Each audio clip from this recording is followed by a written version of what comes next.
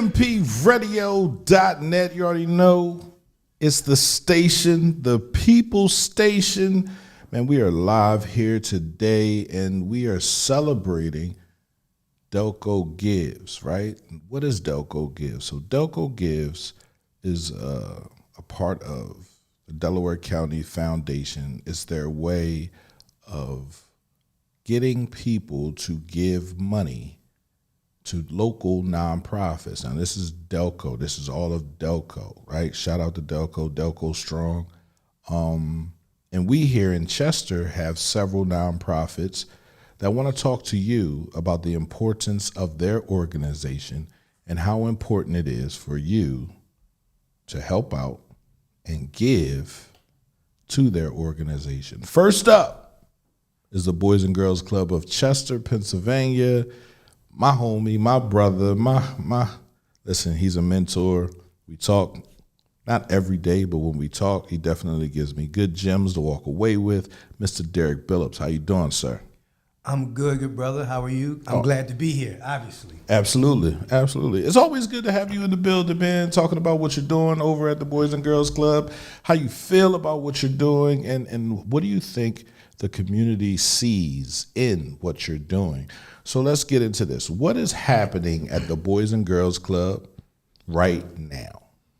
Well, right now, we're in the midst of at the end of our after-school programming, which is we're serving anywhere from 85 to 110 kids every day, providing after-school programming, everything from sports to gaming, to arts and craft, music, obviously homework help, nutritional stuff through our garden. So we're just here every day. And again, the Boys and Girls Club of Chester have been around for over 90 years. Actually, next year will be our 95th year. So we got some big things going on for our 95th year, our 95th anniversary. So we're just excited, and of course, we're preparing for the summer, but we'll talk about that later. Absolutely. So the Boys and Girls Club of Chester, Pennsylvania is a Chester nonprofit. It started down on 2nd Street. If you know anything about the old history of the Boys and Girls Club, you know that the Boys and Girls Club is instrumental in bringing up our young men and our young women to serve their community, right? And the community that they're serving is Chester, Pennsylvania, but it could be the community at large. There are tons of Boys and Girls Club members that have graduated from it and gone on to do great things in their community and outside. I want to talk to Mr. Billups about what he feels as though one of the things that the Boys and Girls Club gives to young people in our community. Well, Brother Pierre, I think the one key thing is that the organization is a safe haven for our young men and young ladies. And someone asked me the other day, and actually I get this question all the time about what do I feel, or how do I feel, or how do I measure the success of the Boys and Girls Club of Chester. And the one thing I answer, I don't measure it by the amount of grants we get or donations or any of that. What I measure it by is the kids that continue to come back every day. And I'm talking about 85 to 110, 115 kids coming into the Boys and Girls Club of Chester every single day. And some days we have, slow days, and some days we have awesome days. But the reality of the matter, it's a safe haven, and it's the kind of organization that continues to pour into our young men and young ladies.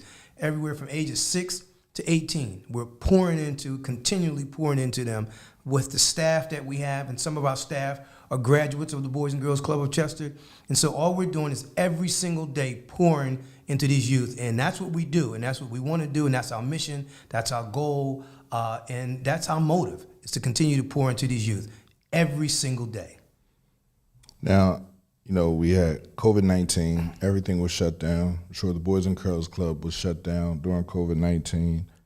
How has your organization adapted to recent challenges, such as the COVID-19 pandemic?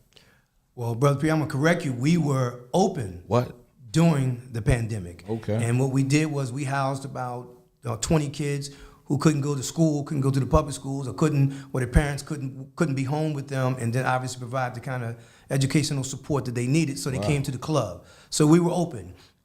We had some staff there. We didn't have all our staff, but we had mainly our full-time staff members that were there. And so we had them there, and then we provided that kind of services. And so now, as we're transitioning, like everyone, as we have transitioning back into full-time work, full-time activities, full-time programming, we're just ready to go. We've been ready to go for the past 2 or 3 years. And so I've been there since February of 2021.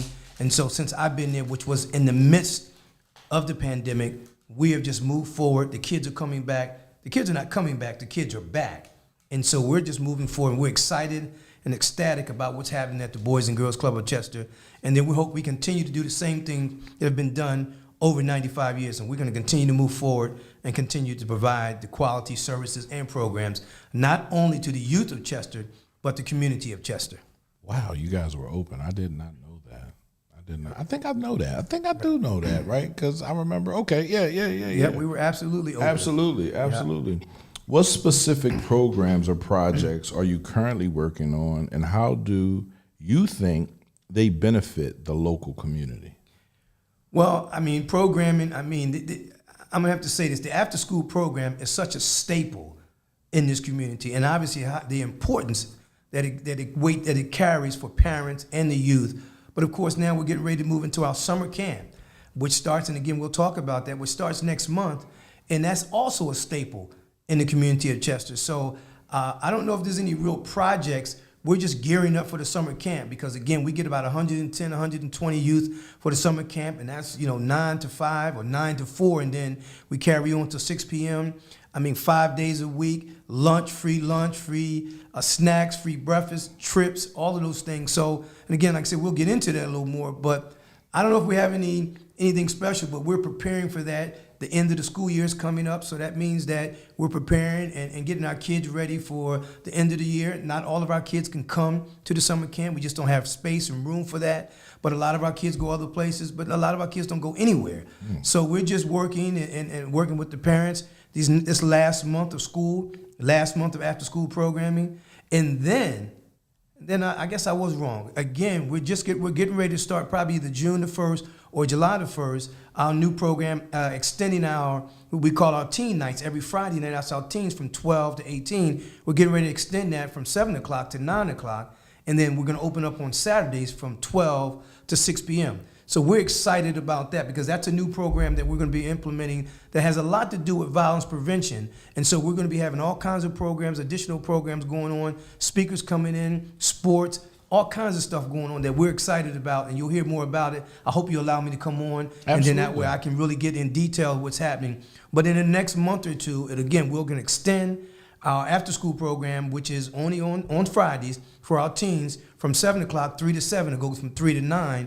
And then we're going to start having Saturday programs from 12 to 6 p.m. So we're excited about that. That's going to be happening. And I'll be back on here to give you more detail and more information about that. Right. How can individuals get involved with your organization beyond donating money? Are there available volunteer hours? Well, the old church saying time, talent, and treasure. So it's not always just treasure. And that's not always your money. We can use your time if you have talent. Those things result into money.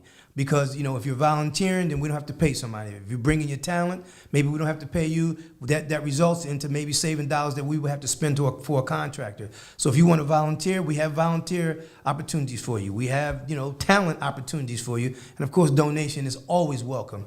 But we do that all the time. We have youth coming from Widener, Newman College. We have adults coming in. We have teens come in. We work with the DA. We work with all kinds of organizations to bring in youth to come in to work with us to help us provide all kinds of services for these youth and for our program in general. So there's opportunities all around. Just call us, area code 610-874-1237. Call us up, and we'll give you the information you need if you want to volunteer or provide some additional services to the Boys and Girls Club of Chester. Absolutely.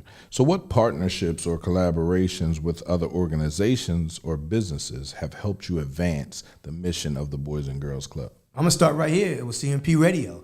I think I've been on your show maybe 10 times now, Yeah, if not yeah, more. yeah. So you're always giving us an opportunity, a platform to express what we're doing, to get it out to the community. So that's you're just one. Let's just start with you Right. and your organization and what you've done for us. I mean, sometimes we need to get information out, and this is a quicker way, easy way, a faster way.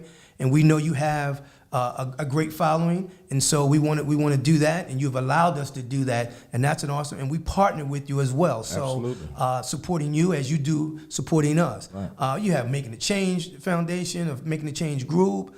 You have the FOP, the Police Department. You have the City of Chester. You have Chester Upland School District. You have Chester Community Charter Schools, Chester Community Coalition. So you name it, just about every organization that's here in Chester, we partner with some way, some form, or some fashion. Everyone. Right. We're doing something with all of them, and that's what we should do, and that's what we want to do. We want to make sure that we're a community organization and that we're supporting, not only working with them, but supporting all these other organizations any way we can. And that's what we do. So that's who we work with. That's who we hang out with. Thank you. What are some of the biggest challenges your organization faces right now, and how are you working to overcome them? Well, I think challenges is just keeping our youth engaged. Yes. I mean, having them come in and keeping them engaged. I mean, one of the things we always do, we sit the kids down and we ask them what kind of programs you want, what kind of activities you want. And we do that, and when they write it down, and we attempt, we don't always as successful as we want to be, but we bring in as many programs as we can, particularly those who ask for it, but then they don't stay engaged in it. Right. And so we want to make sure that they're engaged. Now, remember earlier I said the way I measure success is the kids coming. So they continue to come. They always come because it is a safe haven.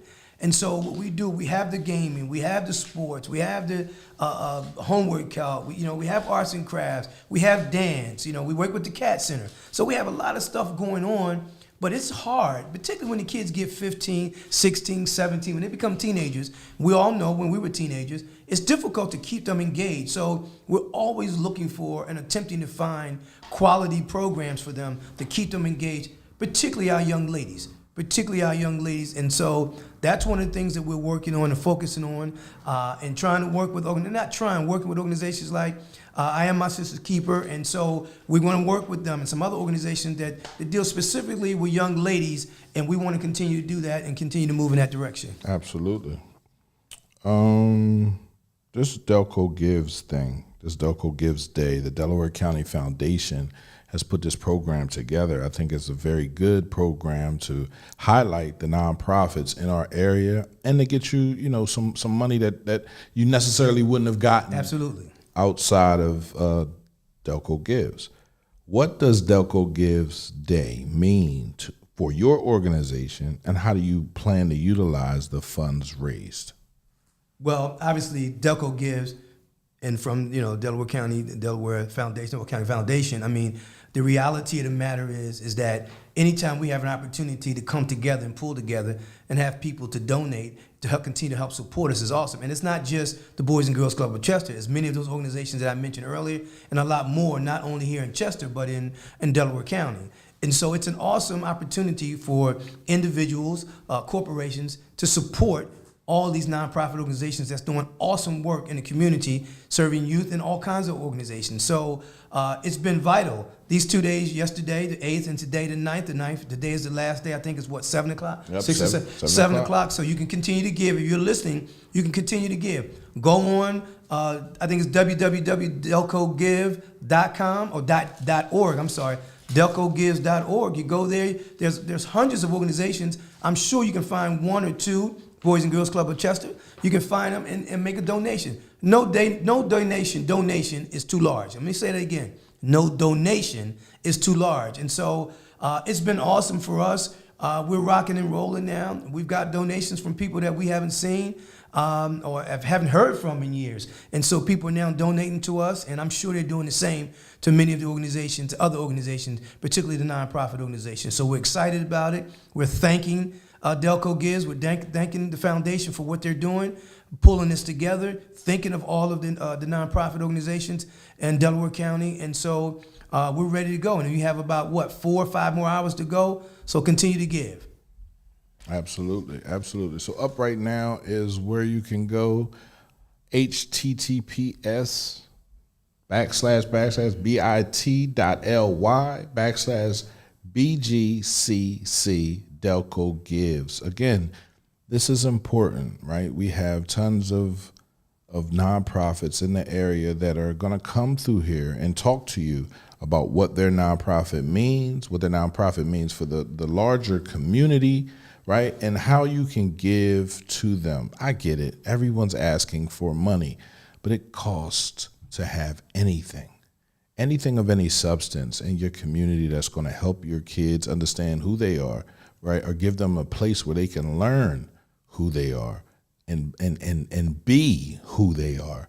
It's going to cost money. It's not for free, right? They do things that do not cost money, and that's why they're raising money. So explain what a membership costs, not the summer camp, right? There's a membership throughout the year, every month. How much is that membership?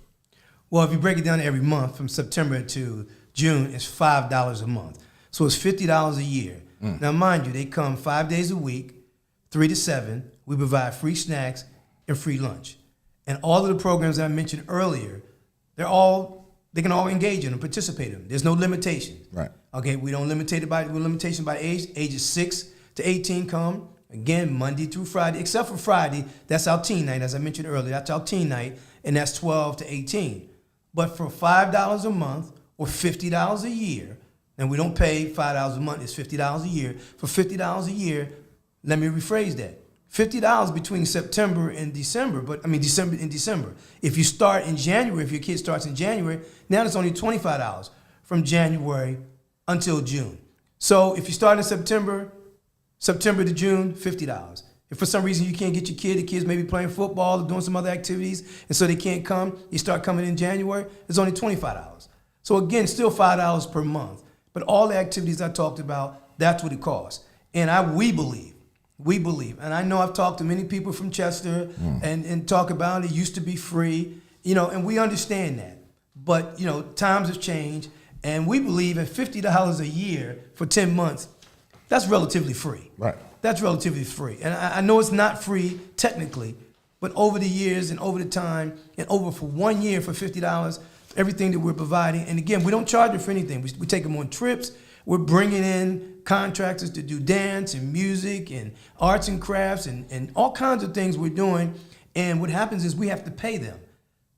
Many of our youth, we either give them a scholarship to come or donations come in that help us give them a scholarship. So there's still a lot of youth that don't even pay the $50.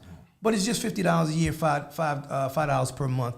And we think that's a very minimum cost for them to come in, have a safe place to come, 5 days a week, 3 to 7 p.m., free lunch, snacks, and all kinds of engaging and rewarding and educational activities go on during the course of the day. I want to take a quick second to talk about trust and how trust is used in nonprofits. A lot of people don't know where the money goes. So how do you, as the Boys and Girls Club, ensure transparency and accountability in your nonprofit? Well, first and foremost, it's a business. It's a nonprofit, but it's a business. I mean, we're 501c3. We have accountants. We do audits. We have a board. I'm the CEO. So, I mean, those things are the things that are in place to help you maintain the trust and become, and we're a professional organization. We receive grants and donations, and with those grants and donations, there's reports that have to be made and turned in. So a lot of things we're doing. And remember, the organization is run off of donations and fundraisers and grants. That's how the organization is funded. The organization is not funded by, let's say, the city of Chester or the state of Pennsylvania or the federal government. Do we receive grants and donations from the state and the federal government and the city of Chester? Absolutely. We receive donations from a lot of residents of the city of Chester and Delco and all those kind of things. But that's how it's ran. So when you talk about trust, and the number one trust is the doors are open. They're still open. And then if you want to take trust a little further, trusting us with your kids, your niece, your nephew, your children, your grandchildren. come into the building. Come and see what we're doing. See the kids in there. Come see the chaos, the controlled chaos, okay? Because remember, it's not school. We don't run a school, okay? We run an enrichment program. And there are a lot of things going on all at the same time. And so come in and you'll see how your kids trust us. And then you'll come in, I believe you'll trust us, not only with the money, but you'll also trust us with your kids. Absolutely, absolutely. You know, I have a little one. He just hit me up the other day. He was like, Dad, you be over at the Boys and Girls Club. So I will be bringing him, and he will be going there after school. And I just want to, you know, just pour back. Like my mom said, man, if you're not helping someone, you're of help to no one, right? So you have to be willing to help. And brother, can I say this, brother? I mean, you know, we're in the after school program, and we're in an urban setting. And I didn't grow up in Chester. I grew up in North Philly, 25th and Diamond, Raymond Rosen projects. And so I know what this is about. And we have our kids in there. We're not perfect. So I want you to understand we're not perfect. But when you bring 80, 90, 100, 110 kids together, there are things that go on, and kids, you know, have little spats and all that kind of stuff. But we grew up like that. We all know that. We all know that happened. But we trust each other. We address this. We address it with the kids. We address it with the parents. And, you know, sometimes we have to send kids home because it's all about the safety and the respect of each other and trust. And you, as a parent, they want to make sure they can trust us to handle their kids in a manner in which the way they would. And so that's what we do. So it's not just trusting financially, trusting bringing your kids, but also trusting that we will make sure everybody's respecting one another. All the other kids are respecting one another. And I think we do an excellent job of that. We're not perfect, but I think we do an excellent job. And we don't allow perfect to get in the way of good because we continue to work to get better and better and better at what we're doing every single day. Not perfect, but very close. And that should be the goal of every nonprofit in this area, right? To show through their transparency and accountability how perfect looks. No one on this earth is perfect. No one on this earth is without flaws. No one on this earth does everything right every time. But if you strive for perfection, you'll land somewhere close to it, right? So I want to thank Mr. Billups. I got one last question for you. Looking ahead, what are your key goals for your organization in the next year, and how can Delco Gives Day help you achieve them? That's a long question. I know. But I think I'll go in this direction. First, Delco gives this kind of opportunity, and I hope they continue to do it. And next year and the year after, I hope it's something that they do every year. Just generating additional revenue helps us with that. And one of the major goals that we have, there's 4 kind of goals. We're in the midst also is what we call our $1 Million Challenge. And that's going to carry us for the next 3 to 5 years. And part of it is getting organizations and individuals to commit over $1 million to our organization, because there's 3 or 4 areas that we need to focus on. That's our summer camp, our infrastructure, our endowment program, and employee retention. So those 4 areas are vital to us. Again, employee retention, endowment, our infrastructure, which is the building, the building that we're currently in, which has been up since 2010. So things start to happen: the roof, the air conditioner, all those things, the floor, the carpet. So we have to find a way to replace them and repair those things so that it's a place that the kids and visitors want to come. And then, of course, our summer camp. Our summer camp runs us around $180,000 to $200,000 because our kids don't pay for anything. I mean, they make up their payment, the one-time fee of $575 for the whole summer. Now, that's 7 weeks, 5 days a week, breakfast, lunch, snacks, all of those things, all the way through, all the trips, T-shirts, all free. So our goal is to be able to fund that, and we want to be sustainable. We want our summer camp to be sustainable. We want the building to look in a manner, in a way that's important, so that people want to come, and it's a wow factor, and it's something that people of Chester is proud of. An endowment fund, if you don't know what that is, that's just more like a savings account. It's a big savings account that we need to have in place so that what happens is if something happens, then we only be able to pull from that. We don't have to go begging and borrowing and all that kind of stuff. We can pull right from it and get things happen. And then employee retention. We all know once we came out of COVID, employee retention was an issue. And so now we have the same problem as many organizations have. bringing in quality people, and then but you have to pay them, you have to give them benefits, you have to do the things that make them come. And working with children is not an easy thing. It takes a lot of patience, it takes a lot of skill sets, and so those are the 4 areas that we're working on. And so if you ask me for the goal, that'll be a goal for our next 2 to 4 years, that $1 million challenge, and those 4 areas are the areas that we're working on. And that's what's important to me right now in order to sustainability of the organization. And again, we're going to be celebrating our 95th year next year, so our 95th anniversary. So look for some big things and some happening things coming from the Boys and Girls Club of Chester. Absolutely. I want to thank Mr. Billups for stopping through. Like I said, he's in the city. Anybody who knows the Boys and Girls Club knows what I want. I want a swimming pool.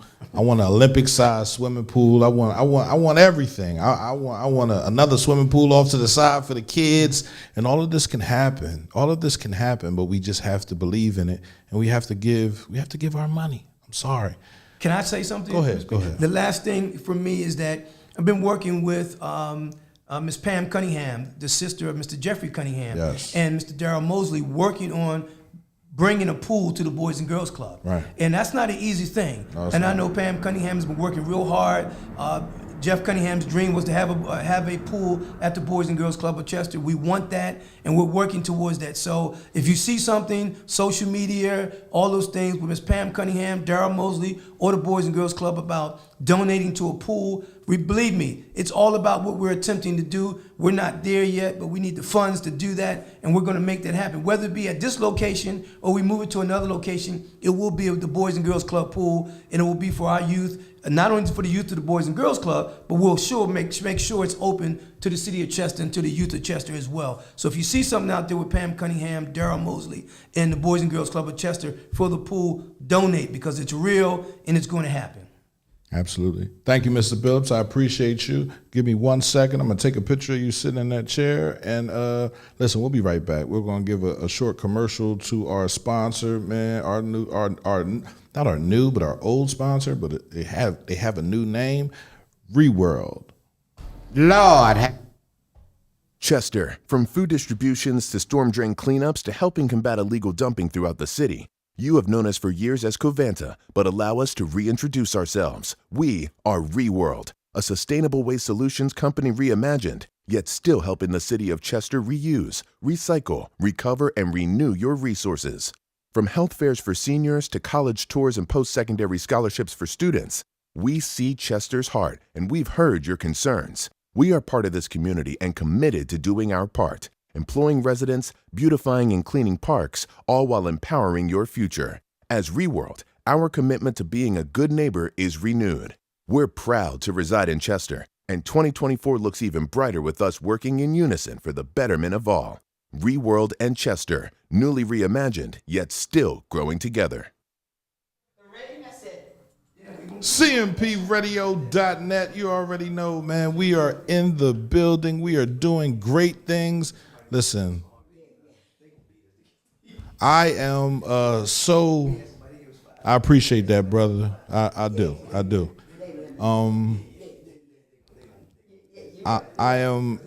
I'm so proud of Delco Gives and all the nonprofits in the area that are participating in it. The next nonprofit to come up and have a conversation with me is the Trippley Foundation. Now, I love Miss Pat. I like my mother, right? Everybody keep asking me, P, why you keep on working when you just lost your mom? And I say there are so many women in the city that I respect. Not as close, they're not real close to my mother, but they're like mothers to me because they've always supported my dream. They've always told me to keep going. They've always said, keep on doing what you're doing. And when I was recording games and doing different things and having podcasts, me and Miss Pat will see each other. Baby, keep on doing your thing. Keep on doing your thing.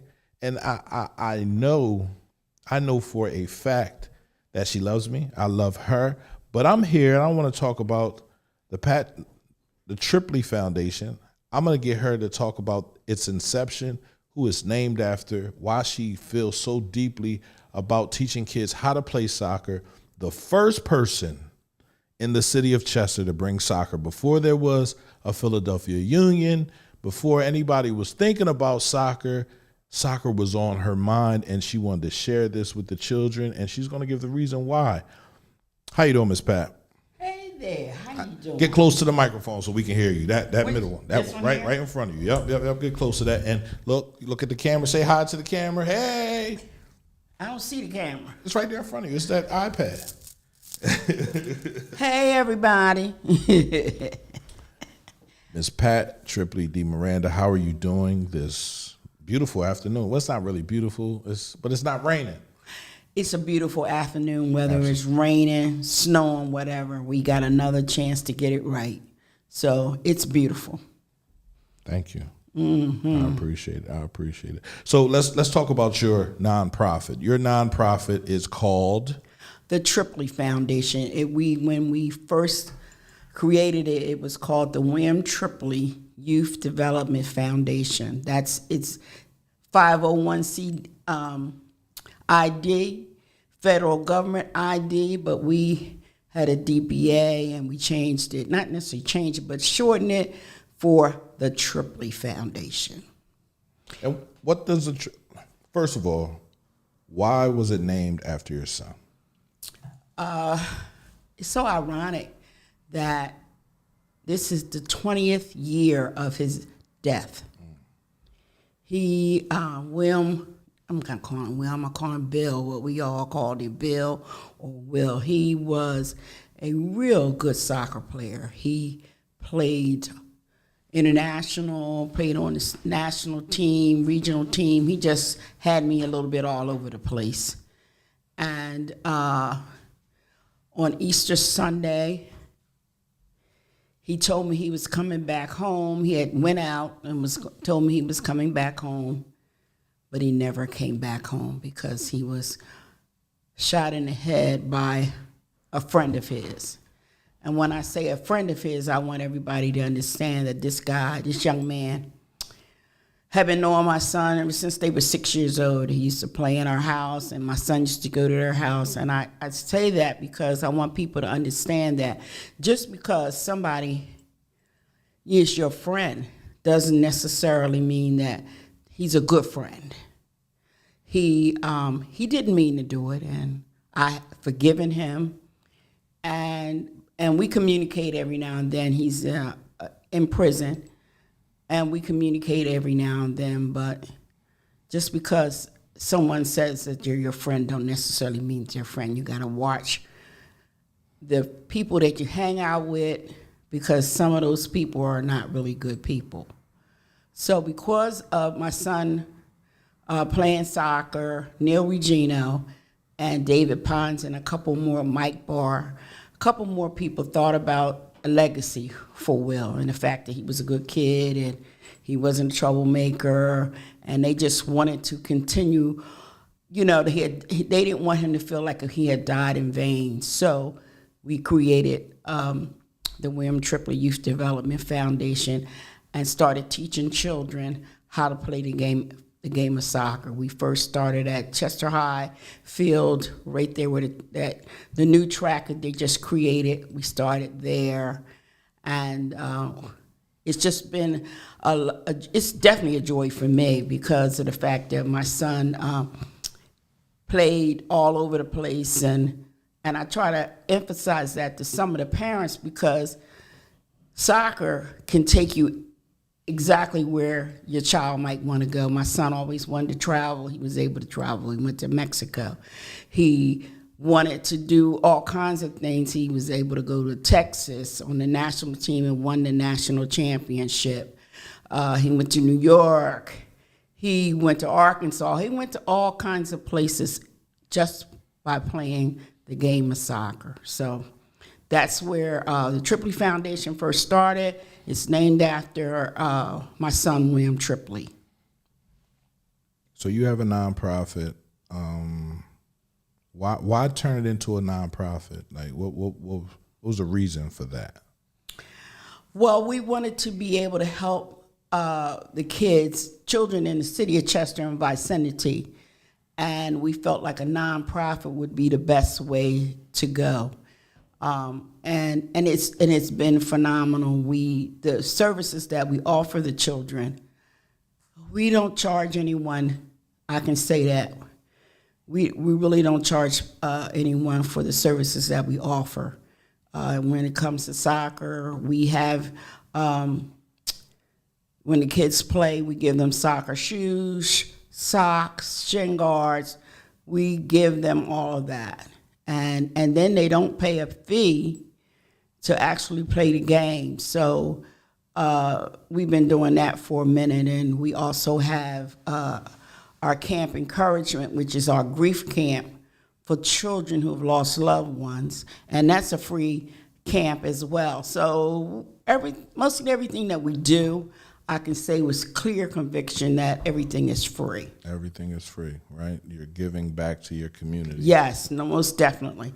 Always giving back, always trying to make a way for our babies, you know.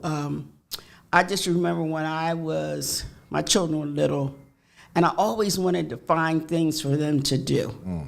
No matter what it was, I was dragging them somewhere. They used to fuss and holler, but I was always dragging them somewhere, trying to keep them involved, keeping them active. We used to go to St. Daniel's, and they had dance classes down there, and we used to go down there all the time to St. Daniel's Church and the F.D. Jones Community Center. So we was always doing things to keep them. I was always doing things to keep them involved and hopefully out of trouble. Can you share a memorable success story that occurred because of your organization's efforts? Well, I have a couple, but Just give me one. just to give you one. Dakeem Williams, Right.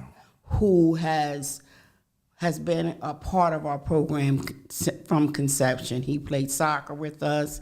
He built a great relationship with the Philadelphia Union and myself, and we were able to, through a Keystone, first we were able to get him a scholarship.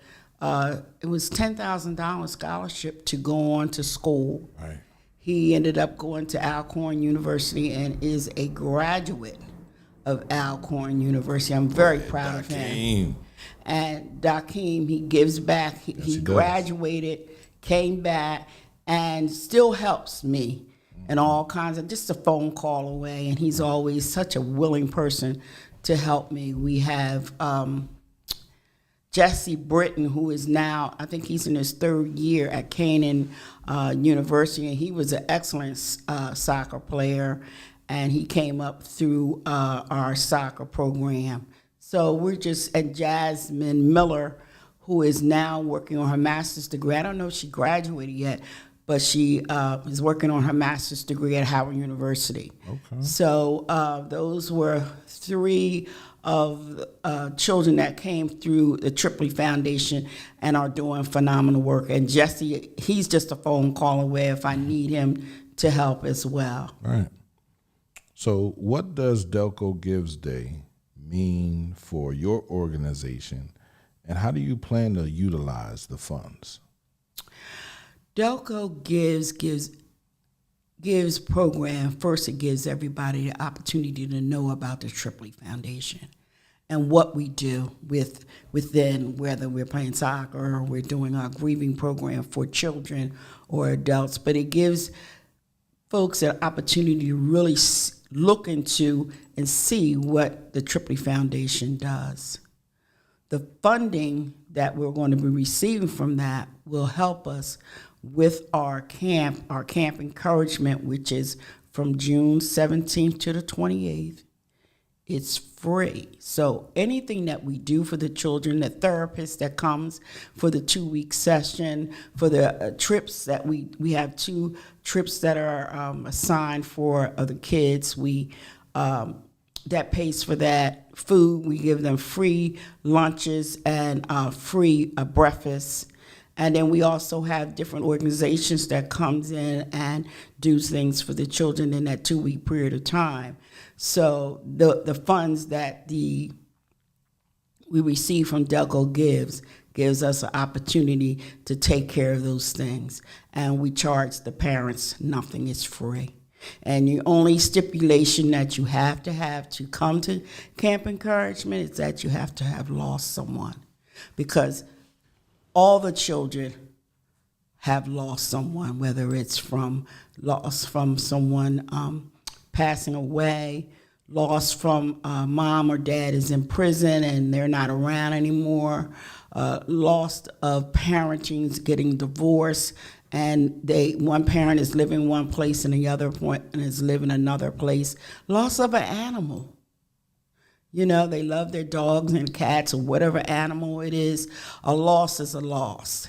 And we try to give our children tools to be able to maneuver through the loss. And in the wintertime, what we do, we have a camp encouragement at the Access Center where our children come together with our therapists and they receive counseling, but we also do a lot of fun things and experiences for the children during the monthly session.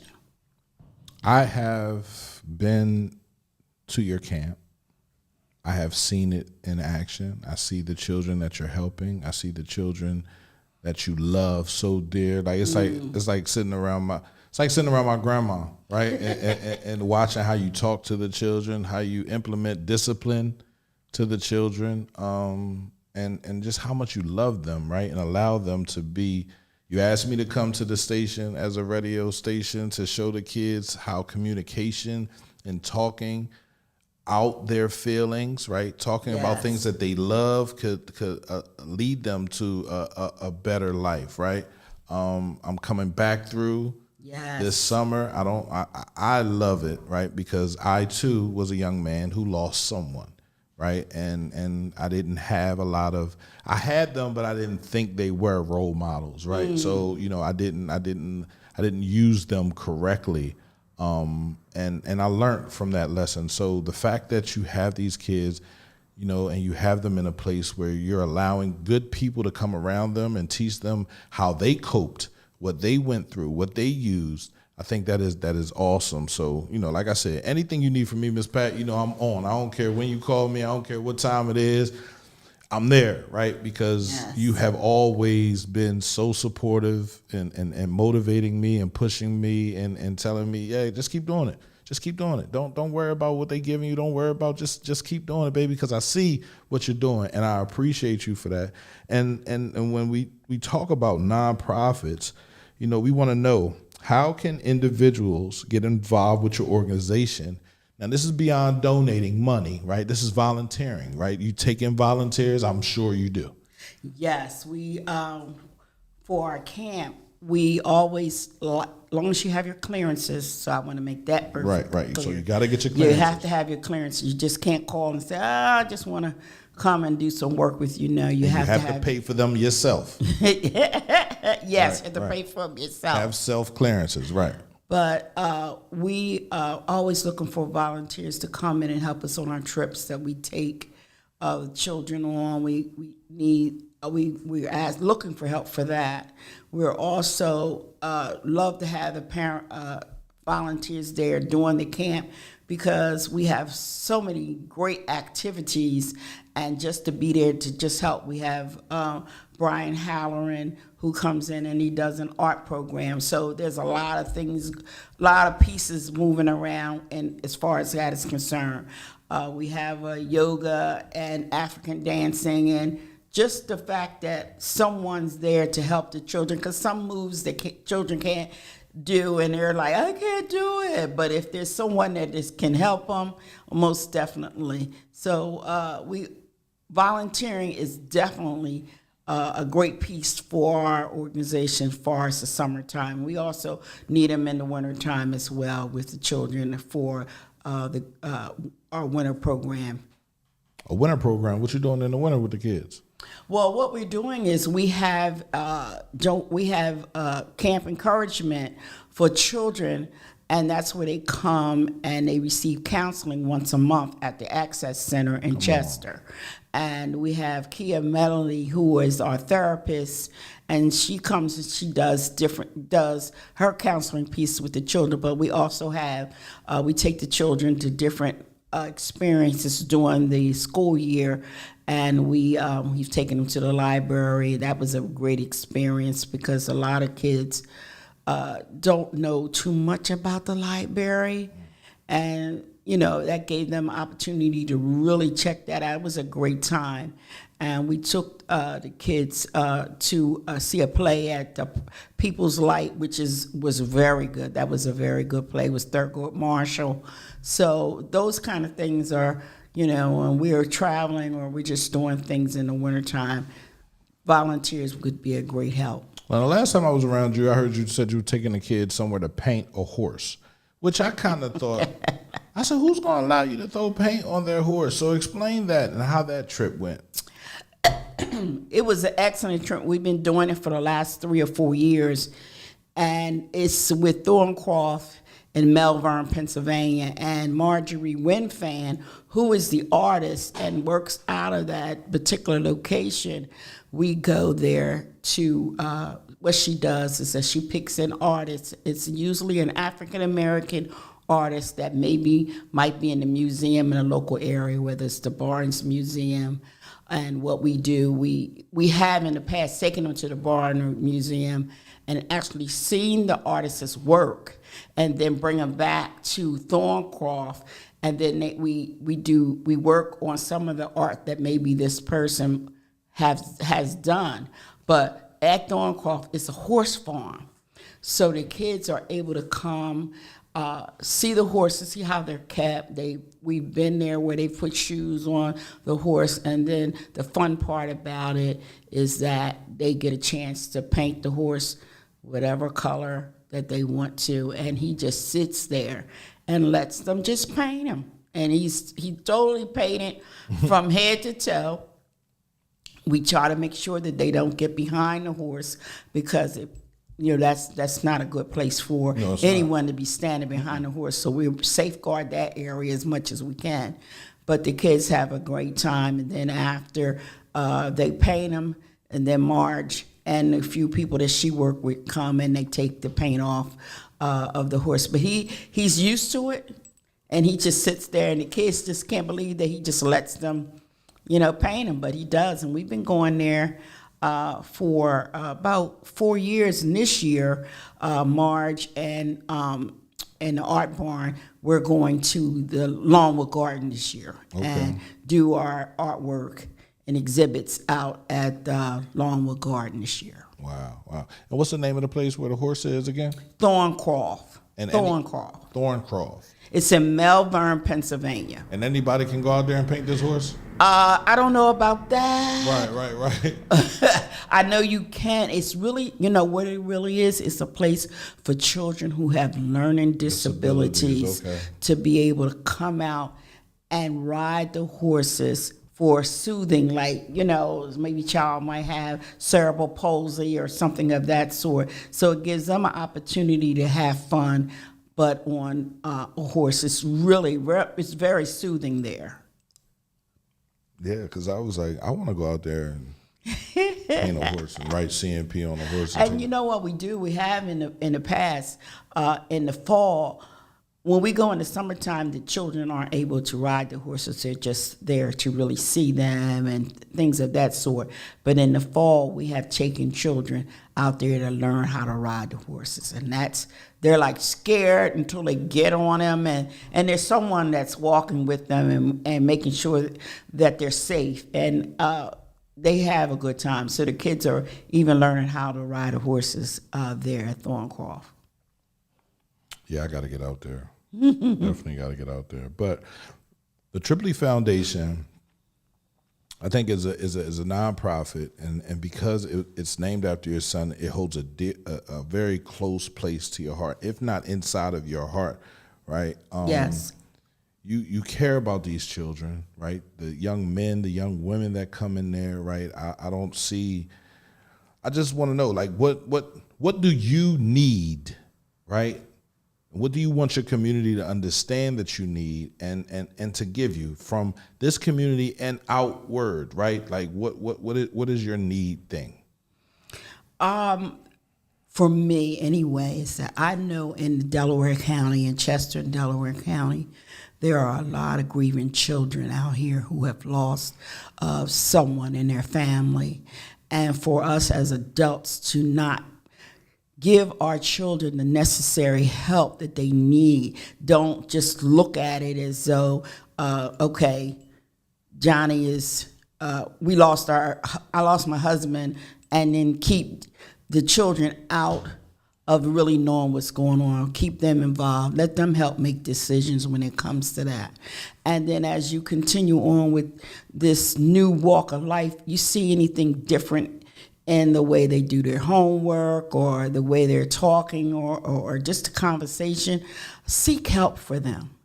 That's really what I want. And and then I'm not saying all this because I want you to be able to come to Camp Encouragement, but my daughter, when my son was killed, I took for granted that my daughter was going to be okay, that she was okay.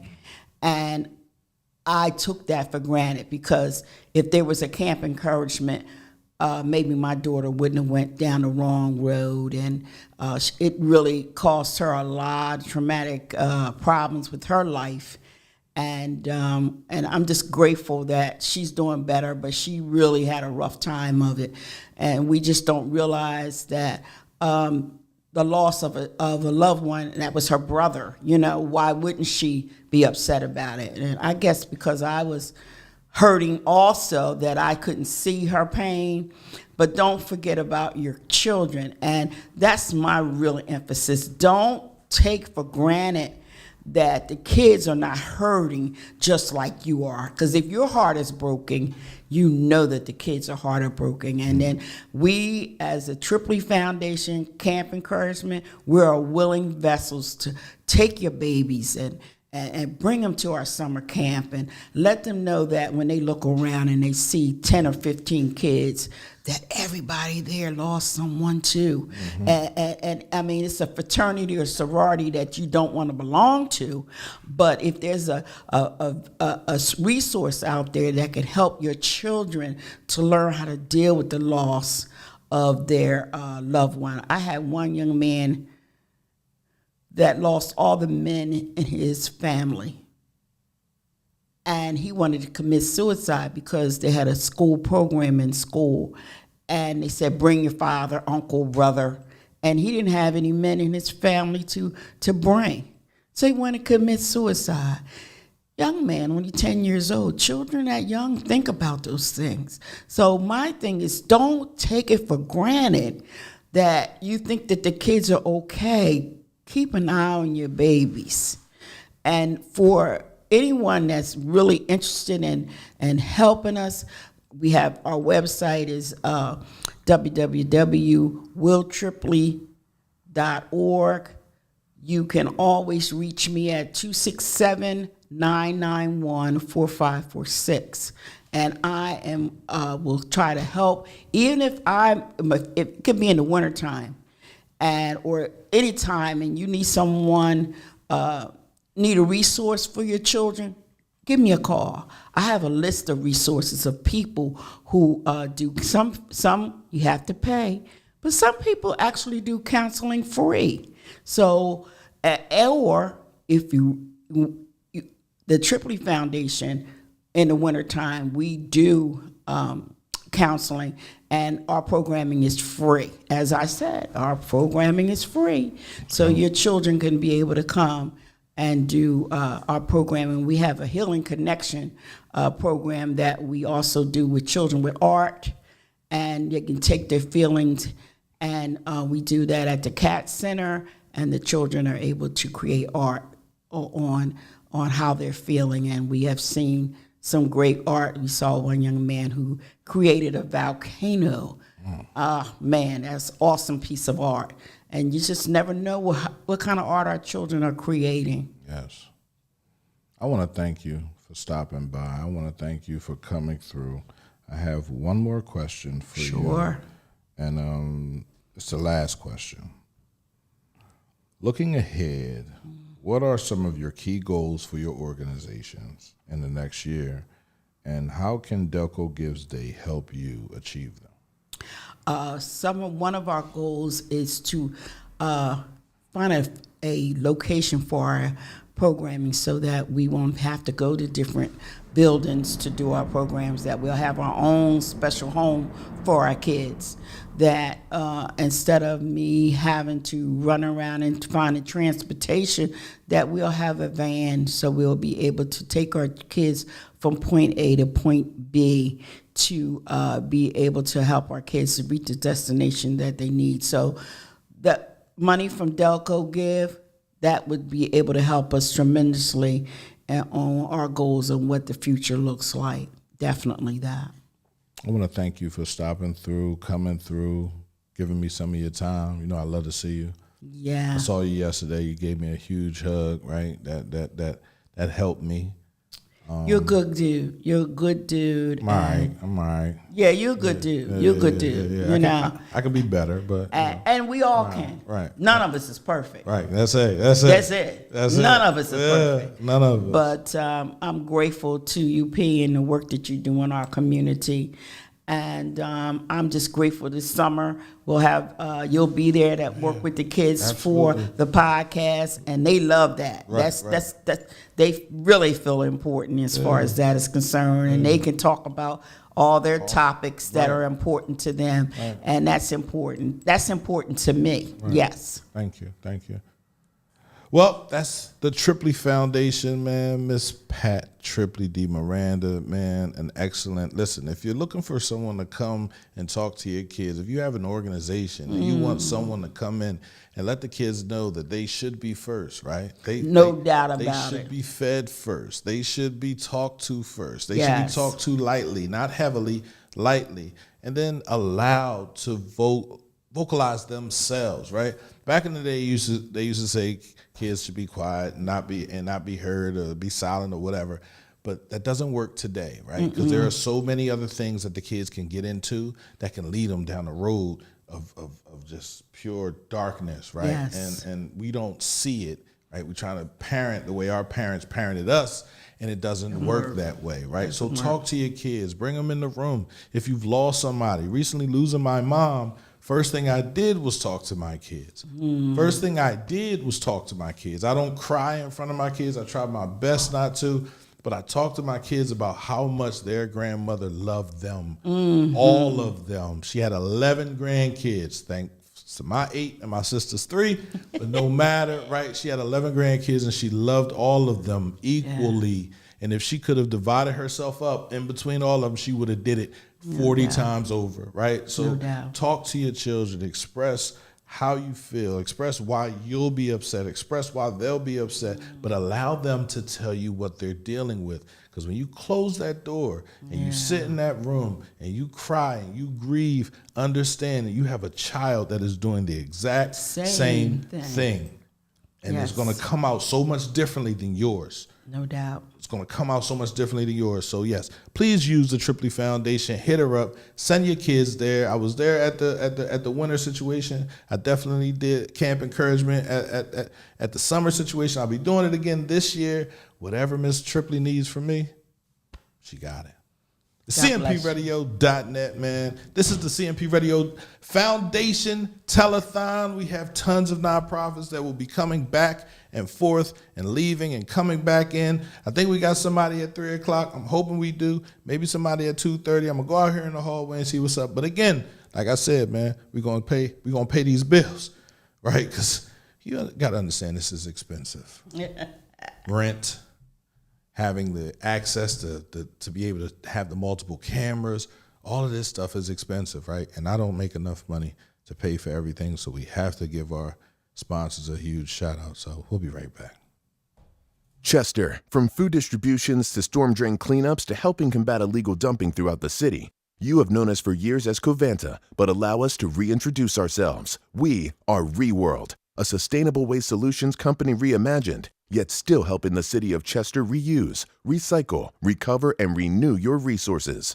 From health fairs for seniors to college tours and post-secondary scholarships for students, we see Chester's heart, and we've heard your concerns. We are part of this community and committed to doing our part, employing residents, beautifying and cleaning parks, all while empowering your future. As ReWorld, our commitment to being a good neighbor is renewed.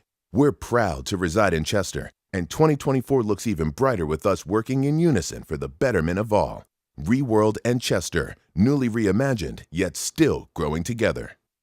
CMPRadio.net, man. Oh, that's right, man. All right. So this is what I knew.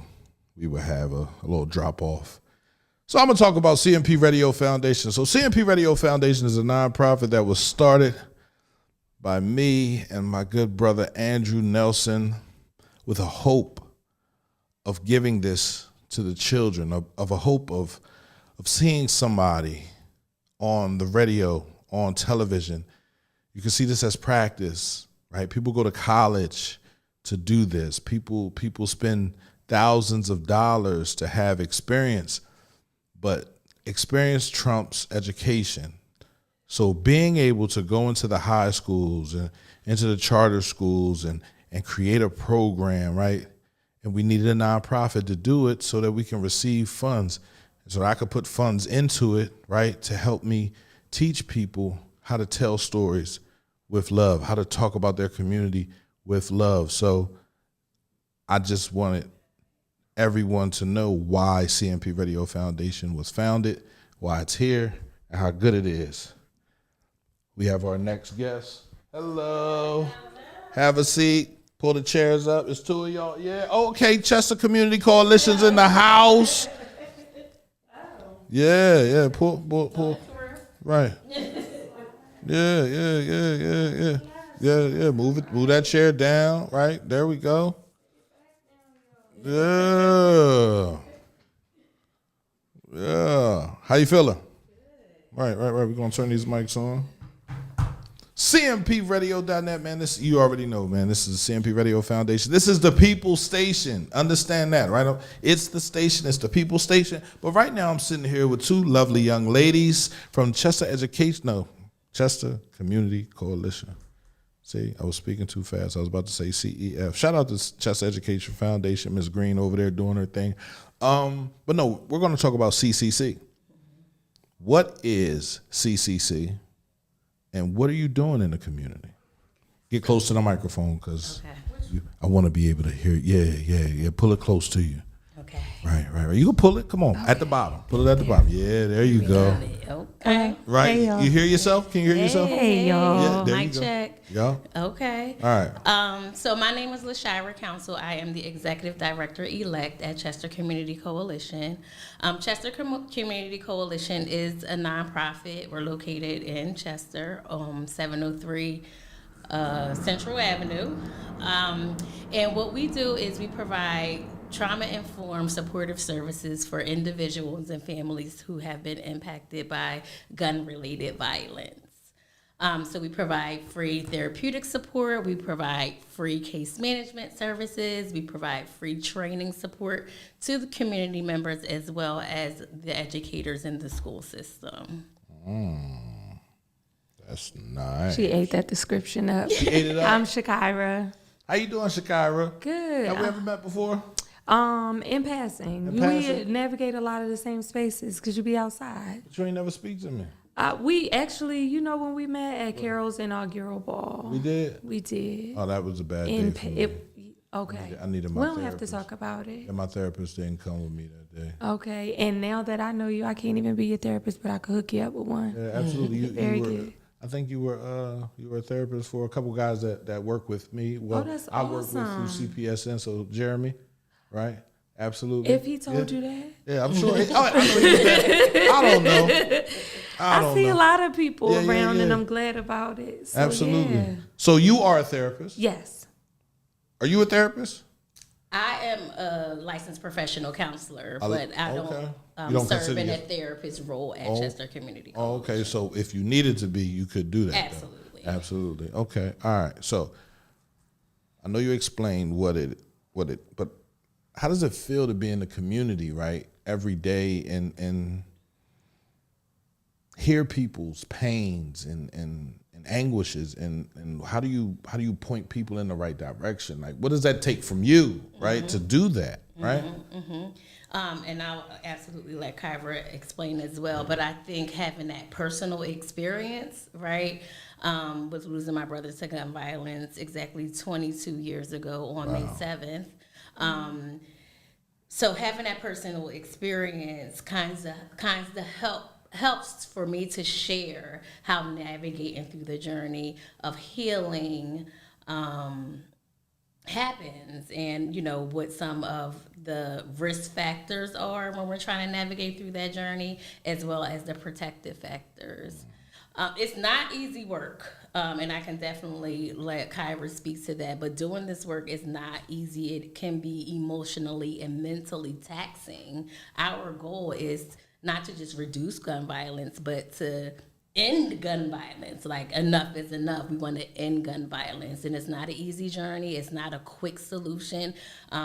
We don't have the power to do it all by ourselves. So collaboration and partnerships is also something that we're heavily focused on. Right. We woke up today and it was hard to do the work today. Right. Every day is hard, especially when you're from the community. I'm going to echo LaShira and say, having lost 2 brothers to gun violence as well, wow. I always joke with people once we get that to the point of that relationship, that it's the club that nobody wants to join. But I think it makes it so much easier to let people know that there is, grief and loss and healing is not linear. It looks like a lot of different things. It can be up, it can be down, but there is another side to just the pain, the anger, the depression, and the stress related to grief and loss. It's not easy, but again, the goal is to end, and I think in trying to end gun violence, a big part of getting there along the way is helping to remind people of the need that we have for community. We have to get back to what I knew as community growing up in the 90s, when you weren't allowed out past the street lights, and if you were, somebody's mom had to be watching you. Those are the core elements of community that I think we got to get back to knowing and reintroducing to ourselves. But that's also the part that makes it easier. It's really hard, but what makes it easier is knowing that we're able to support people that have access to resources that we probably didn't when we were experiencing our loss. Absolutely. You was about to say something. No, I think another part of this for me is, like, we know how painful it is to lose somebody, not just to gun violence, right, but period. So turning that pain into purpose is something that's been a big motivator for me.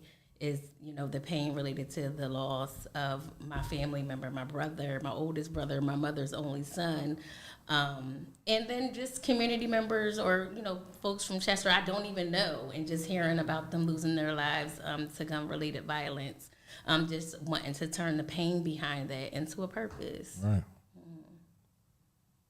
Yeah, I'm lost for a couple seconds here, right? Because I think about all the friends that I had when I was younger that I lost, and I never really grieved because it was just keep moving.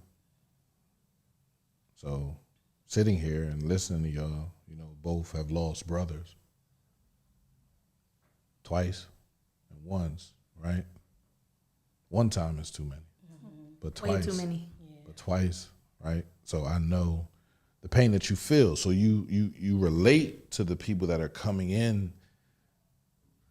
How do you not go back to that place, right? How do you keep yourself grounded where you are, right, and reach up and help someone else, right? That takes a lot of energy from you guys, right? So I just want to give y'all, because I didn't know, right? Or maybe I knew and I just let it go over my head, but I'm sorry. Chester Community Coalition started when? 2000, correct me if I'm wrong. I want to say 2016. Yeah. So yeah, that was before I got there. Right. But it was started by the Sisters of St. Francis. Some of whom worked at Resurrection School From Chester. From I didn't go. Chester. I went to Holy Ghost. Okay, I went to Wilton Penn. Right. So, and it was through Heating's Got Call. So I'm not sure if you've ever seen the T-shirt memorial where there's like T-shirts lined Yes, up of lined all up, of them right. who's lost their lives to gun-related violence. And from that, they learned that, underneath the ripple effects of gun violence, right, and the need for trauma therapy, right, and the trauma connected to gun violence. So really wanting to address those underlying issues related to gun violence is one of the things that led to the creation of Chester Community Coalition. Right.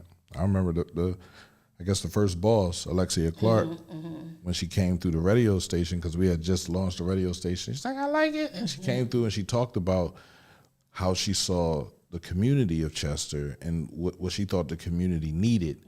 And she was right on point, because everyone in this city is connected.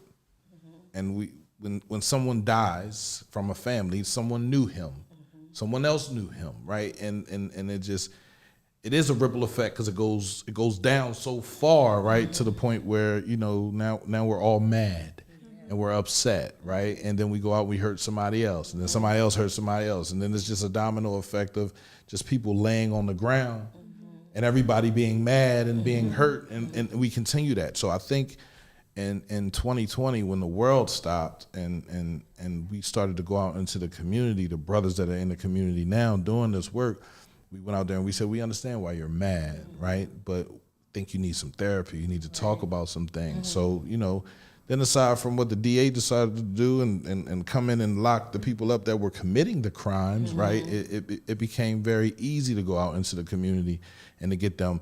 You guys have been in at the forefront of this, right? You have a program that was going into the hospitals to talk to people that are affected by gun violence. Like, you got shot, right? Can you explain that and what that program does? Sure. CMPradio.net. I'm sorry for that. Yes. Now, you were answering a question. Yes. And it was very good, the answer.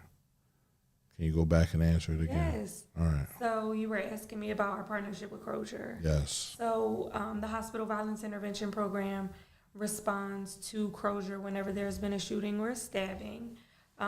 We support in real time what we call the golden hour.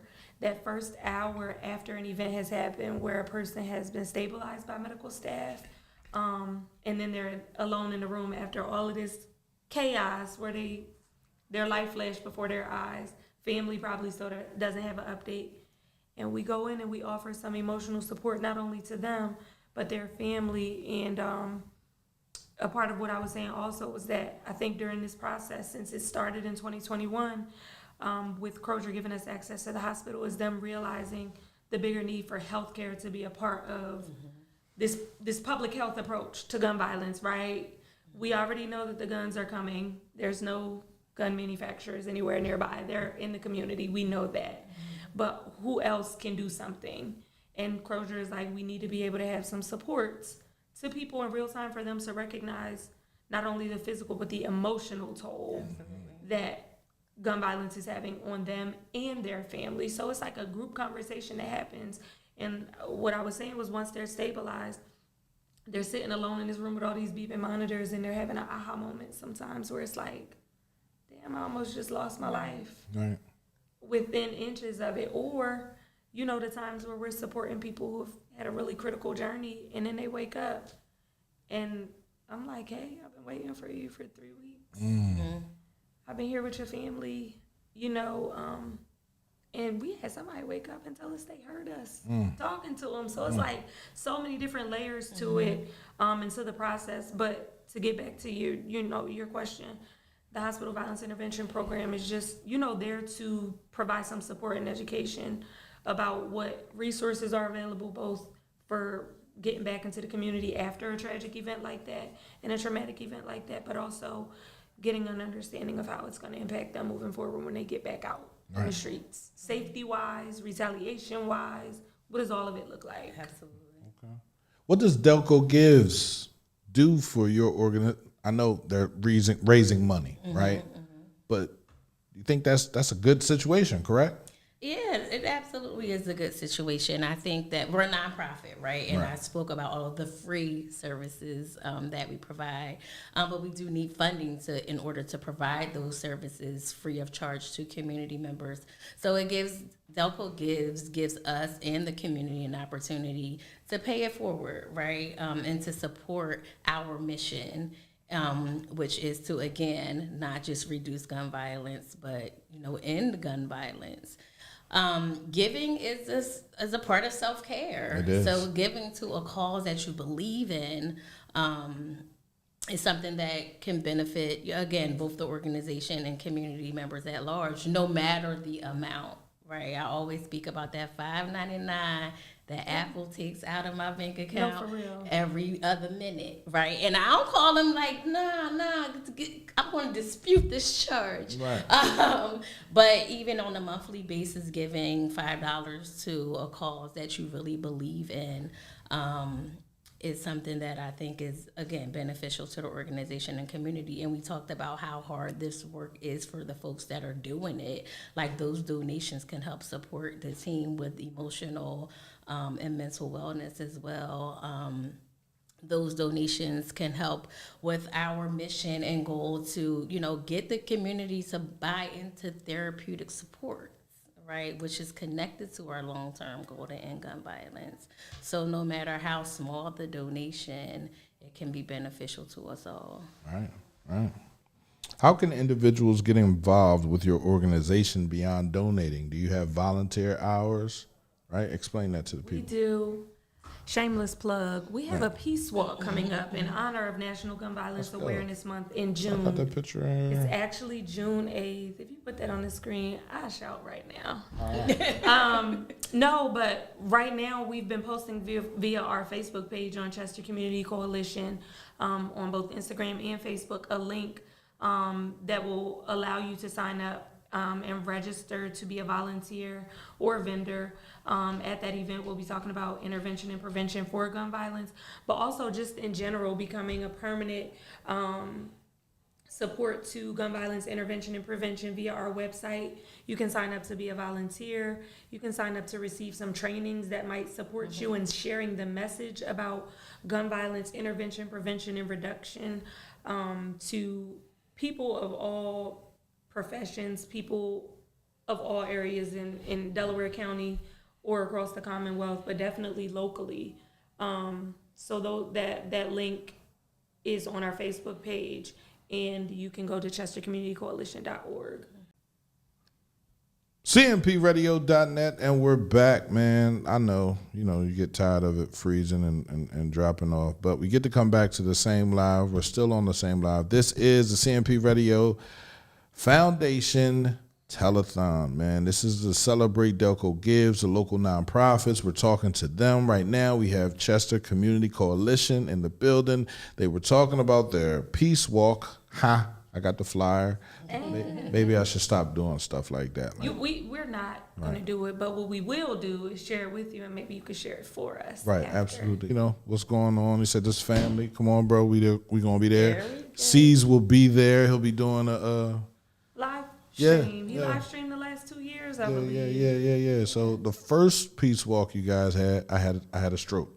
My God. So I was in the hospital. Look at us. And I was trying to get there, right? No matter what, I was trying to, because I feel like, my community needs to be highlighted for the positive that it does, for the positive things that it brings. And we do so much in our community that I was running. I think that was I was 4 years in on just being everywhere, doing everything. You feel me? Had the job, was out doing more, and just taking on a lot of burdens. And now I talk to my therapist, on Thursdays. You feel me? Just to center myself in. And she tells me, you can't do everything. Some things you gotta let go. And it's hard for me because I want to be there and support everybody. But she wasn't lying, because it was a lot of stress on me. To show up, to be there, to be able to ask the right questions, to be able to say the right things. And when I had my stroke, I couldn't talk. And I was scared that I wouldn't be able to talk again. So I was a little. It took me back, right? But, everybody that called me when they found out I was in the hospital, everybody's supportive, right? Even right now, because my mom died on Monday. So it's just a whole bunch of stuff just happening. That's what life, that's the one thing life promises you, is death. Say a word. Nothing else. You're not going to be rich. Guaranteed. Right? Guaranteed, No right? matter what we Right. want or don't want. Right. You will die. And so I talked to my mom the night before, and she just told me how proud of me she was, and that I can keep on going, and I don't have to worry about nobody in the community doing anything for me. Like, I was going to be good, right? And so, the next morning I woke up and she was gone, right? So I felt good that I got to talk to her. We talked for I say an hour, but it was probably like 45 minutes. But it felt like it's still a conversation I'm still hearing right now, right? Just keep pushing, don't worry about nobody else. So, that's real. Yeah, and that's real. if we can't talk to someone, and this is what Chester Community Coalition is giving us, right? A therapeutic, a sit down, a back and forth, talking to someone about the ideas that we share. And then you give people homework, maybe. You send them home with this and do that. My therapist give me homework all the time, right? And I'm like, I don't want to do it. But it's key to opening your mind, right? Because where we are in Chester, we're very closed-minded. We believe what we believe, and that's what we believe. And we're not going to believe anything else until somebody comes and shows us another way. And if they're not approachable, and if we're not approachable, we won't never change. So I want to thank y'all for coming through and talking about what y'all do.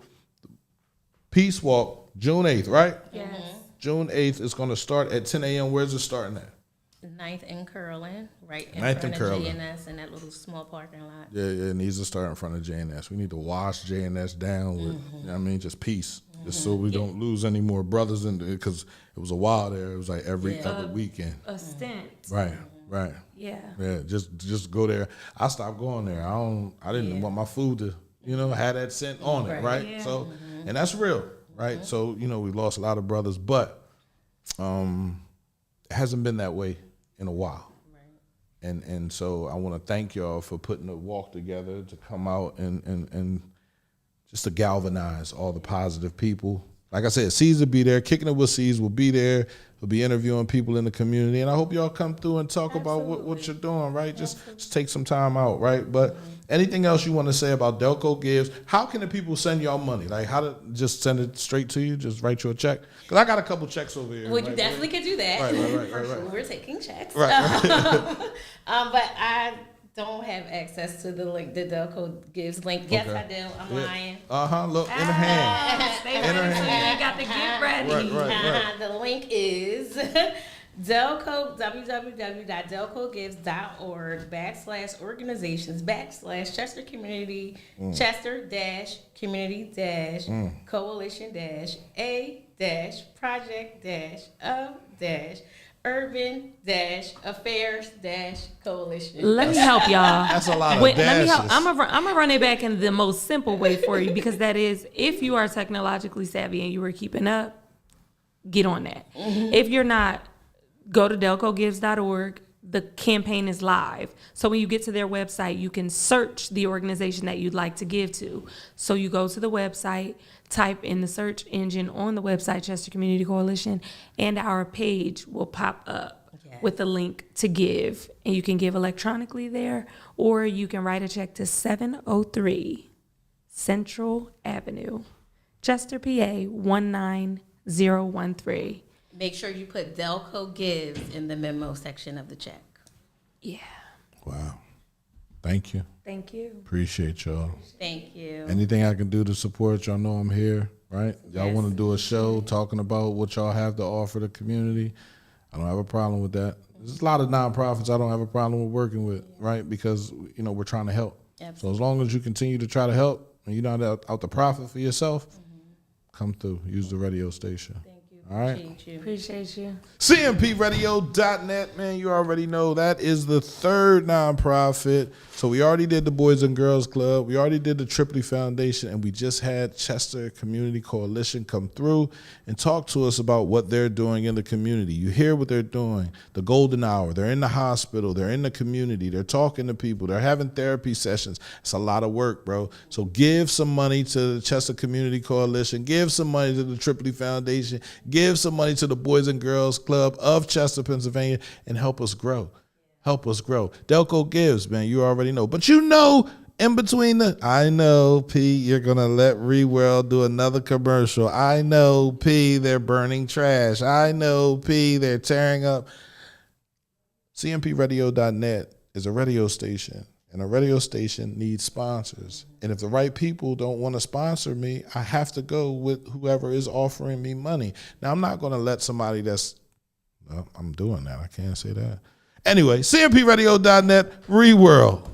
Chester, from food distributions to storm drain cleanups to helping combat illegal dumping throughout the city. You have known us for years as Covanta, but allow us to reintroduce ourselves. We are ReWorld, a sustainable waste solutions company reimagined, yet still helping the city of Chester reuse, recycle, recover, and renew your resources.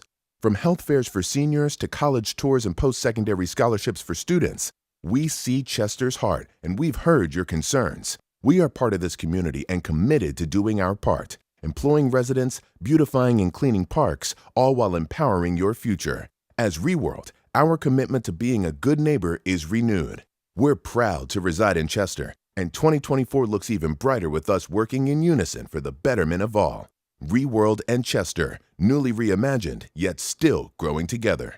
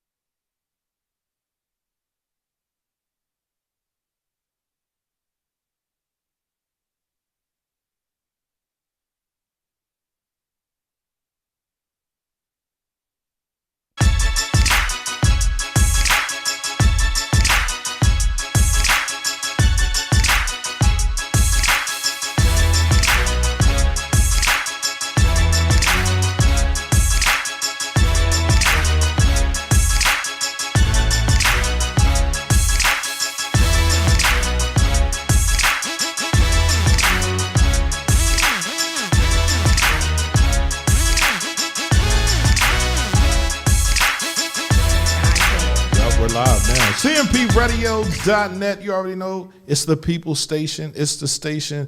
I have the pleasure of sitting here with one of my mentors, bro. Like, Corey Long, Making a Change Group, to see everything that you've been able to do in this community, everybody that you've been able to touch, the people that you've been able to employ. I want to give my hats off to you for everything that you've done, how you helped me, hit me up and said, nah, bro, I need you in this field so I can watch the rear door. I need you at the front door, right? And I appreciate you for that, bro. I really do. Never I got a problem, I call this brother, man. He is one with the solution, one to handle the problem, and one to send me in the right direction. So I want to thank you. I want to thank you for your support during this time for me and throughout everything that I've been doing with the radio station. So thank you. My pleasure, I appreciate you. I appreciate you. Feelings mutual, man. Yeah. And then sitting next to you is the lovely Tiffany. How you feeling? I'm doing well. How are you? Right, absolutely. Same, supportive, same. It's a wonder. It's not a wonder why y'all together, right? Why y'all doing what y'all doing for the community, and why she's helping you, right? Mm-hmm. Because she is the same way, right? Majorly supportive. Always give me words of encouragement, right? I appreciate both of y'all. But right now, we're going to talk about Making a Change Group and what that means to the community and what this Delco Gives Day means for the nonprofits of Chester, Pennsylvania, and Delco. Sure. So thanks, Uncle P, man. Appreciate you having us along with. Shout out to Dr. Chris Motley. She's like family to me, health education, their whole group. G Mink, what up, bro? Thanks for the concept and the idea of having this telethon.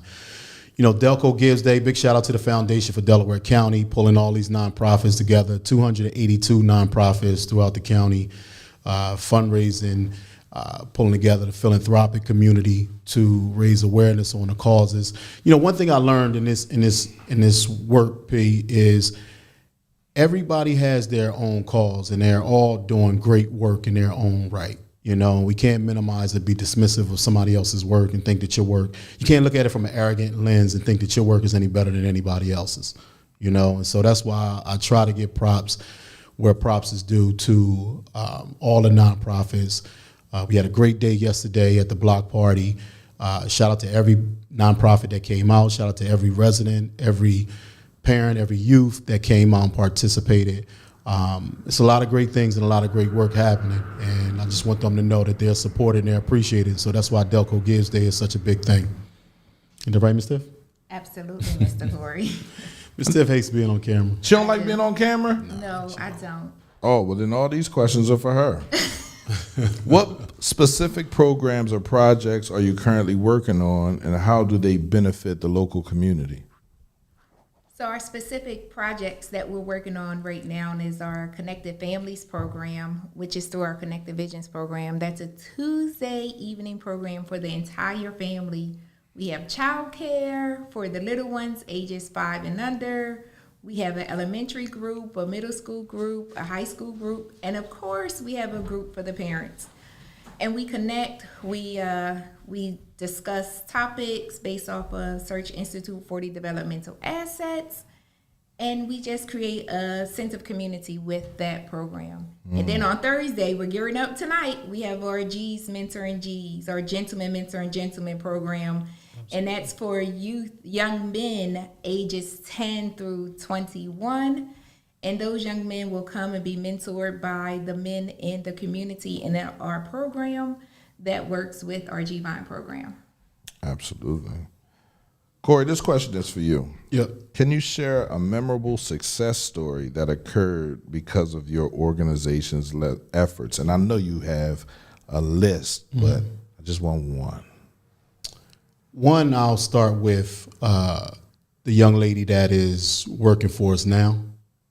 Angelique Satchel, because she started out in my Team Mac grassroots mentoring program. Right.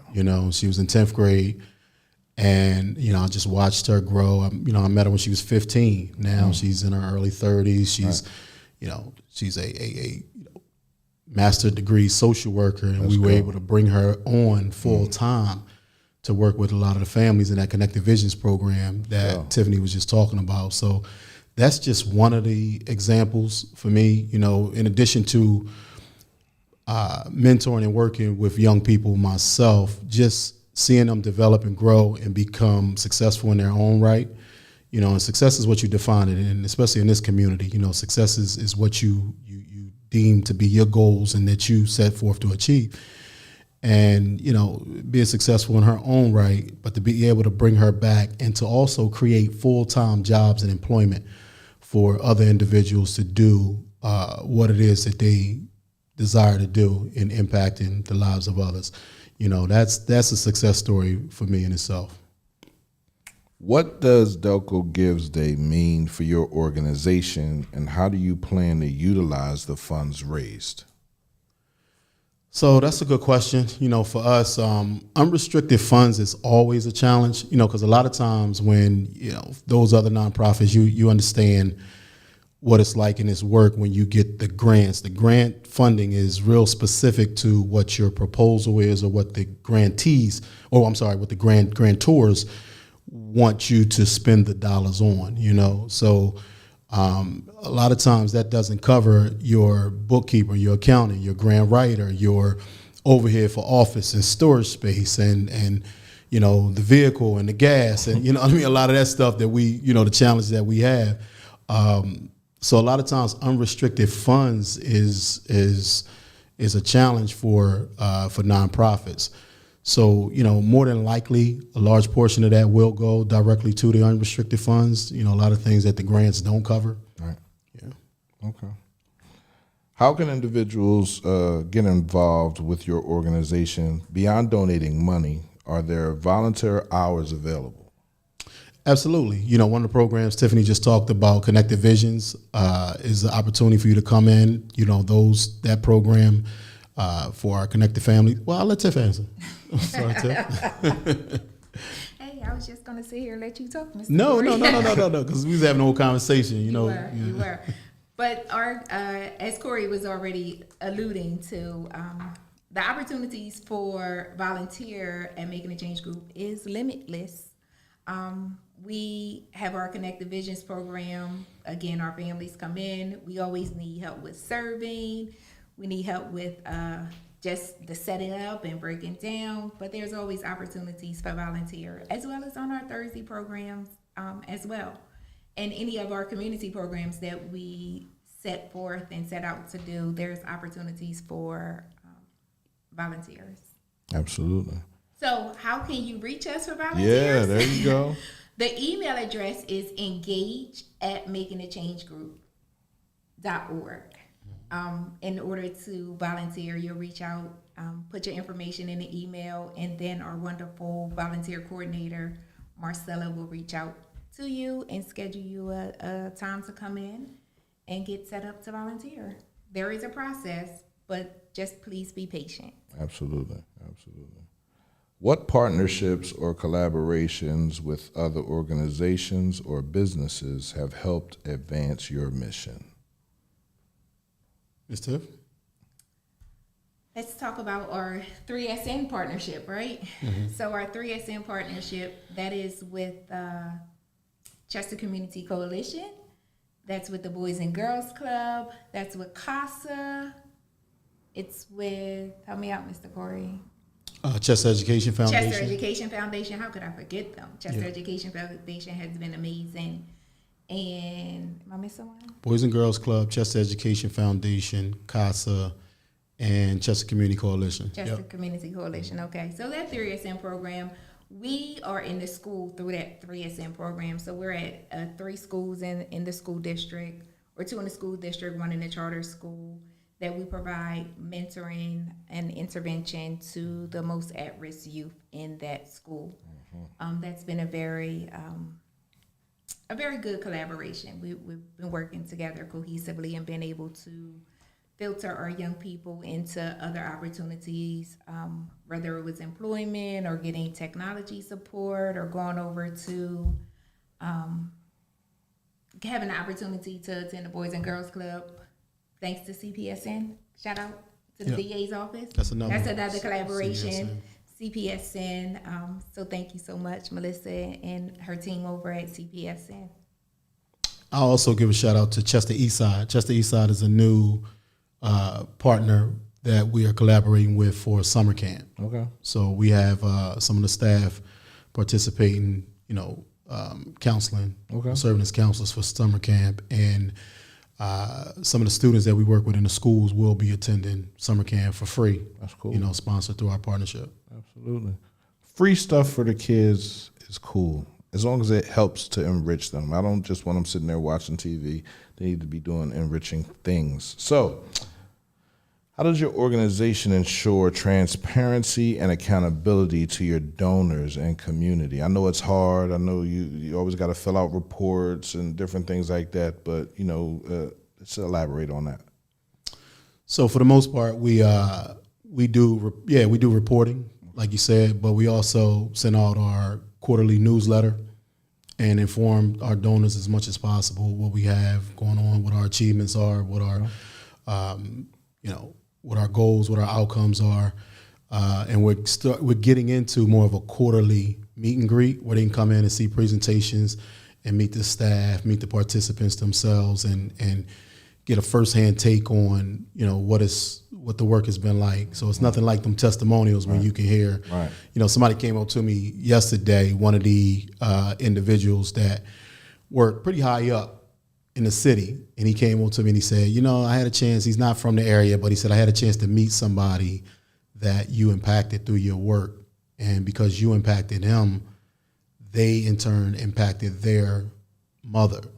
And he didn't tell me who it was, so I don't even know what the situation is, but I believe that the work should speak for itself. Absolutely. When you really put your heart into the work and you really are in it to make an impact, the work speaks for itself. Your reputation should precede you, and so that was good to hear. And I didn't even need to know who it was he came in contact to, but obviously this had to be taking place this probably was somebody I worked with, mentored over a decade at least ago, right? Absolutely. But that those are the best testimonials when other people speak well of what you've done and the impact that you've made with them when you're not in the room. And the person you are, absolutely. What are some of the biggest challenges your organization faces right now, and how are you working to overcome them? Are you leaving it to me, Mr. Corey? You can start.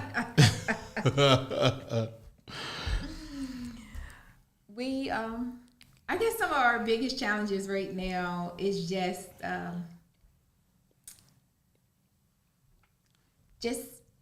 seeing the bigger picture and knowing that there's a bigger picture outside of ourselves, and just all rowing in the same boat, the same direction, all at one time. So that's a challenge that we constantly are up against, but with some talking to and some more explanation, we are bit by bit overcoming those challenges. Mm-hmm. So I think what Tiff is talking about is staff professional development, staff training and things, because especially when you run a program like our GVON program, Gun Violence Intervention Network and Empowerment Program, we're very proud of taking guys that are from this community that have a past, that were in the streets and that have reformed their lives through whatever channels they found that reformation, right? And they have, said, I want to make a difference, but didn't always know how and didn't always have the platform to make that difference, right? So, we're proud that we've been able to give those individuals a platform and a framework to do their work and to make that impact. But we're starting from scratch with a lot of them, we're bringing them straight, some of them literally from off the street, literally, you know what I'm saying? So, but one of the requirements for our organization is that your passion and your heart and your commitment is in the right place. Mm-hmm. The rest we will work on, we will figure it out. So I think that's what Tiffany is alluding to is and we get quite a bit of professional development, there's 8 of us going to the United Ways Opportunity Summit May 22nd in a week and a half, 2 weeks, so 8 of us, that's a paid training that we paid for these 8 individuals to go to. So we do our share of professional development, but I think that's one of the challenge. It's not the biggest one. It's just one of them. Okay. One of the challenges that I'll speak to has been here in this community. A lot of times you have to fight and kind of wedge your way into sort of getting the funding to do this work. So you have to build a system that speaks to the funders, whether that's donors, whether that's the philanthropic community, or the grant funders, the PCCDs, and the other, the foundations that give a lot of funding out. But then a lot of times you got to fight with our people in a sense to take advantage of the resources or to really go along with what you're trying to provide for them. And there's sometimes a disconnect in communication, and they don't understand that us as nonprofit workers are we're spread thin because we're fighting on both fronts. We're fighting to get the money, we're fighting to sustain the work, we're fighting to create jobs and get the right individuals to do the work, and then we're fighting to really make a difference with people that that say that they want change and they need change, and so we're fighting with them. And the last thing we need is a bunch of outside naysayers pulling at you in this community, and we see that too often. And that's not our heart, that's not our intention. When I'm extending the olive branch to any of the others that's looking to either start a nonprofit or to do any type of work of this capacity, to just connect with us. I always make time for somebody to have a conversation and to try to shed some light on the things that have worked and not worked so well for us. But those are just some of the challenges that I see. Absolutely. Yep. And those challenges, they can be difficult, right? But I don't see you stopping anytime soon, right? I think you have your eye focused on helping this community, raising this community up, no matter what it takes. And sometimes, you got to slay that giant just to get a chance to raise us up. So I want to say thank you for everything that you're doing in the community. Absolutely. Thanks, brother. Looking ahead, what are the key goals for your organization in the next year, and how can Delco Gives Day help you achieve them? Rephrase the question. Oh, man. What are your key goals? Right. What are your key goals? Looking ahead, what are your key goals for your organization in the next year, and how can Delco Gives Day help you achieve them? One, I'll start with the top one. The top one I would love to have, and I talk about those unrestricted funds, right? I would love to have enough unrestricted dollars to offer medical insurance to our entire staff, and we have a staff of 18 people, 13 full-time and 5 part-time, in addition to a few volunteers, but 18 of us. And although we've been able to offer competitive salaries, and even in some cases pay a little more than some folks will make other places, offering full medical benefits to at least 13 of those individuals that's working full-time or full-time equivalent, which is 30 to 32 hours or more is considered full-time. Offering full-time benefits, people, donors need to understand that that's an additional maybe $10,000 a year per person that we're talking about. So we're talking about an additional $130,000 a year just in benefits, a benefits package. So it takes a lot of money to really do this work and to have people really working, full time, so that they don't have to worry about trying to split their time. I'm gonna go do a warehouse job here, and I'm gonna go do a second job there. Or, one of my old mentors used to tell me, man, 2 jobs is for 2 people. And so you want to have at least enough income. If you choose to have 2 jobs, so be it. But if you want to have at least enough off of your main income to support you and support your family, and that's what I take pride in making sure that my whole team can cut, their checks cash at the end of every 2 weeks. Right. But in addition, over and above is getting to that place where we've grown a lot, but we haven't grown to that point where I can offer medical benefits packages to my people. All right. You hear that? So Making a Change Group needs $260,000 so they can get their kids, they can get their employees For the next 2 years. for the next 2 years. Yeah, you gotta have. Listen, you can't if you can't buy it twice, don't buy it at all. Right? That's the saying. So $260,000. Right. So let's help Making a Change Group. Let's give some money. These are for the people outside of Delco. This is for the people that will watch this later on. Look up Corey Long and find out what he's doing with Making a Change Group and support them, because I'm trying to tell you, he's helped CPSN, he's helped the DA's office, he's helped the city of Chester bring crime violence down, and we want to make sure we keep this program around, because you're employing people from the city of Chester, from the streets of the city of Chester, giving them a purpose and a plan to affect crime and to help people. So, you get my hat every damn time, bro. So I appreciate you. Appreciate you, brother. Anything else y'all want to say before y'all get up out of here? You want to talk about our anniversary? Got an anniversary party coming up? Absolutely. We do. Thank you, Ms. Tiff. Thank problem. you. So this is the 20th year since I've been doing this work. I started Team Mac, a grassroots mentoring program, Team Mac, 20 years ago, 2004. 2004 was the first group that I worked with. It was a group over at Chester High School, and worked with them for about 9 months. And, I have the plaque to show from 2005. They gave me a Father's Day plaque with our picture on it. And this is the 20th year that I've been doing mentoring and doing this work in the community. But it's the 10th year since I launched Making a Change Group, because after, 10 years of both mentoring and I served as the anti-violence coordinator from 2009 till 2012.